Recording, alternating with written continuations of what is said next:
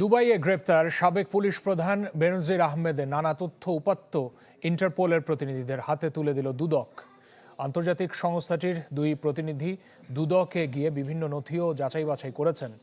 বেনজিরকে দেশে ফিরিয়ে আনতে দুটি মন্ত্রণালয়ের মাধ্যমে সংযুক্ত আরব আমিরাতে চিঠিও দিয়েছে এই সংস্থা।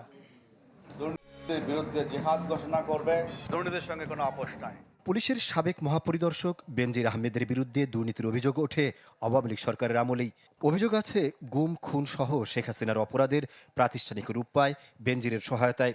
বিপদের আঁচ করতে পেরেই দেশ ছেড়ে পালিয়ে যান সাবেক পুলিশ প্রধান। অবশেষে বছর দুয়েক পর দুবাইয়ে ধরা পড়ে ইন্টারপোলের হাতে।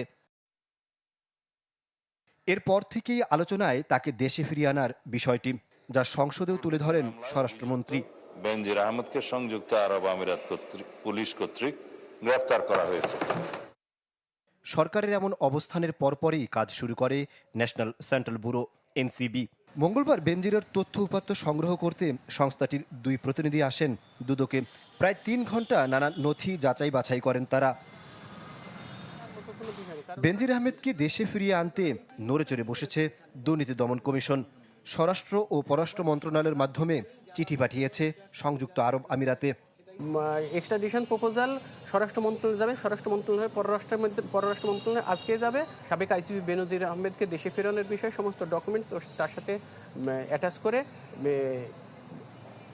প্রেরণ করা হয়েছে। নানামুখী উদ্যোগের পর কোন প্রক্রিয়ায় দেশে আনা হতে পারে বেনজির আহমেদকে, এখন তারই অপেক্ষা।